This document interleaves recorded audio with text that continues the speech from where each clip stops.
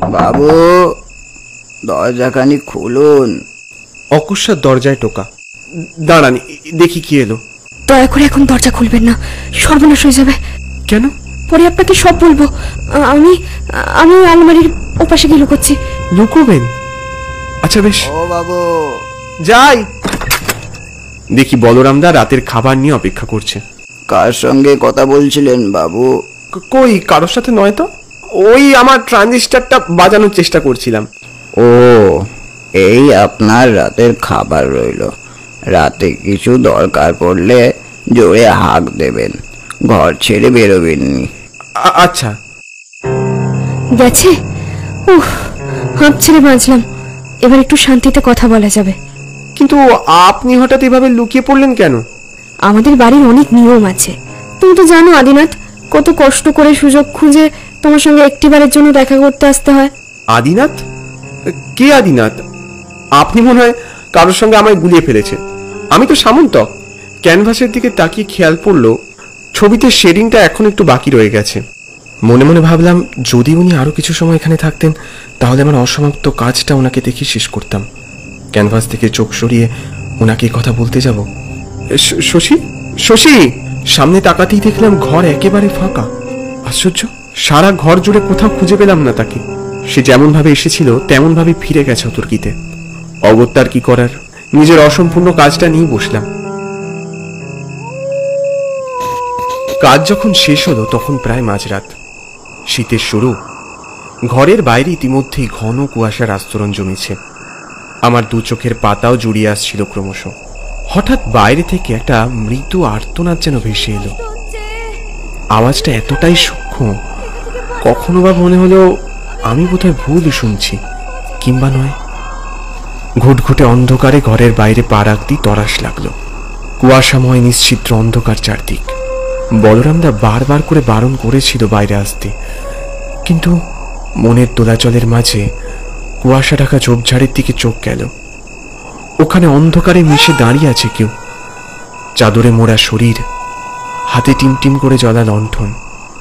নির্ঘাত বলরামদা। বলরামদা, ও বলরামদা! কিছুক্ষণ আগে একটা চিৎকারের শব্দ পেলাম।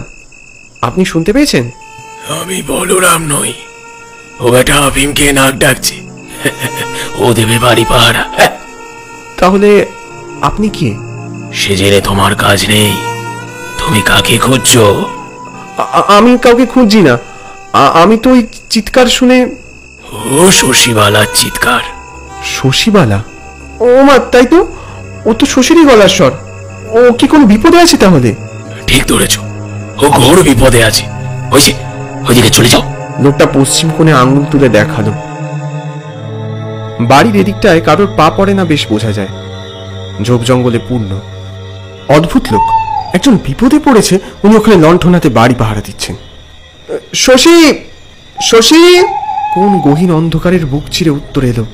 আমাকে বাঁচাও, বাঁচাও আমাকে। কোথায়? কোথায় আপনি? এই যে এদিকে।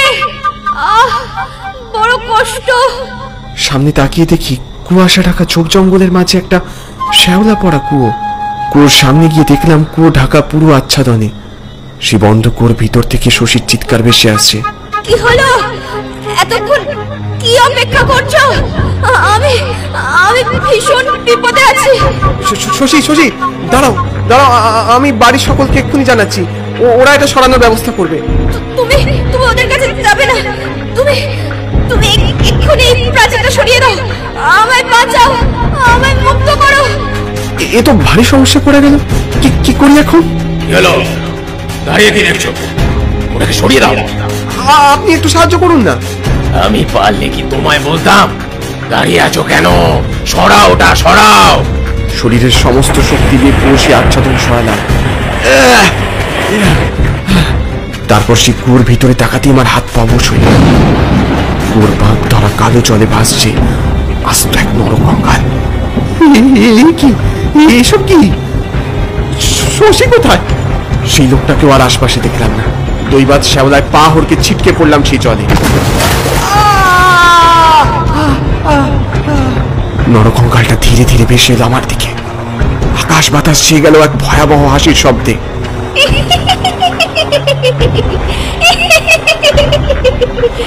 ভয় পাচ্ছেন কেন? আমায় চিনতে পারছেন না?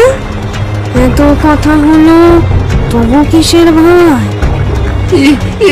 কি আমি কিছু করিনি, আমায় ছেড়ে দিন, আমি আর এখানে আসবো না। মৃত্যুর আগে শেষ চেষ্টা করলাম। ওর গা বেয়ে ওঠার চেষ্টা করা মাত্রই কঙ্কালটা আমার পা টেনে ধরলো।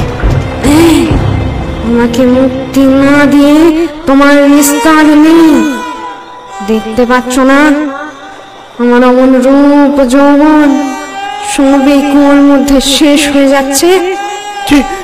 কে তুমি? আমায় মারতে চাইছো কেন? আমায় বাঁচতে দাও। আমায় মুক্তি দে, নয়তো তোর মুক্তি নেই। শীতের রাতে কনকনে ঠান্ডায় নিউমোনিয়া হয়ে যাওয়ার জোগাড়। সমন্তক শুনতে পাচ্ছ? এই যে এই দড়িটা ধরে তাড়াতাড়ি উঠে এসো। তাকিয়ে দেখি নন্দকিশোরদা একটা মোটা কাছি ঝুলিয়ে দিয়েছে কুয়োর ওপর থেকে।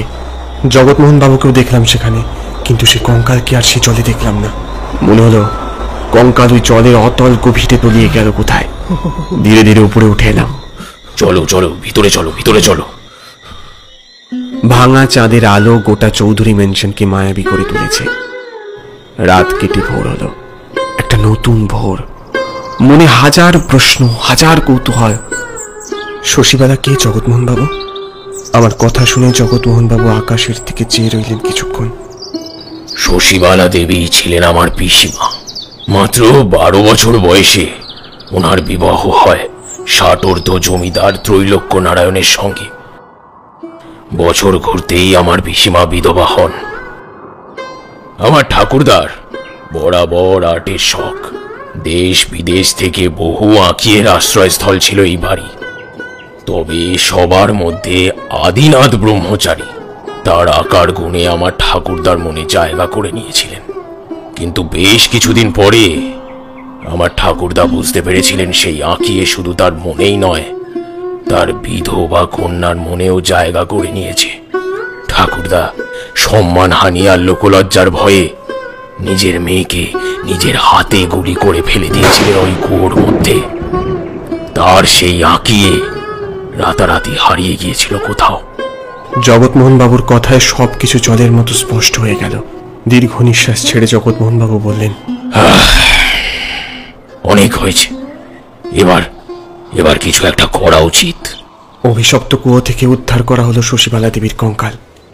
আজ আদিনাথ বাবুর আঁকা শশীবালা দেবীর সেই কলঙ্কিত পোর্ট্রেট সুবাসিত করছে রজনীগন্ধার ধূপের গন্ধে। গতকাল রাতের সে আগন্তুক হয়তো আদিনাথ বাবুই ছিল, নইলে অমনভাবে শশীবালা দেবীকে বাঁচাতে আসবেই বা কেন? সকালের আকাশে আজ শশী উঁকি দিচ্ছে, চারদিকে ছড়িয়ে পড়ছে মুক্তির সুখ।